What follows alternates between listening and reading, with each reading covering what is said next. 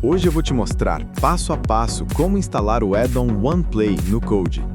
Ele é uma ótima alternativa para quando o Brazuca Play fica indisponível, então já deixa esse tutorial salvo. O link de instalação está na descrição do vídeo, é ele que vamos usar daqui a pouco. Vamos lá! Na tela inicial do Kodi, clique no ícone da engrenagem, lá em cima. Agora selecione Gestor de Arquivos. Em seguida, clique em Adicionar origem. Abra a opção Nenhum e digite exatamente o link que eu deixei na descrição do vídeo. Depois é só confirmar clicando em OK.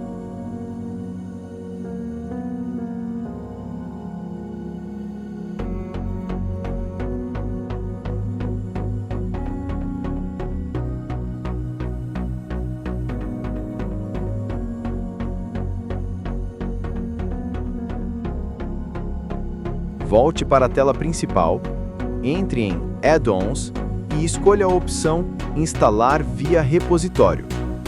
Procure pelo repositório ONEPlay. Clique nele e na tela seguinte selecione novamente o ONEPlay. Agora, no canto inferior, é só clicar em Instalar. Assim que a instalação terminar, volte para o menu inicial do Kodi e pronto! O ONEPlay já vai aparecer na sua lista.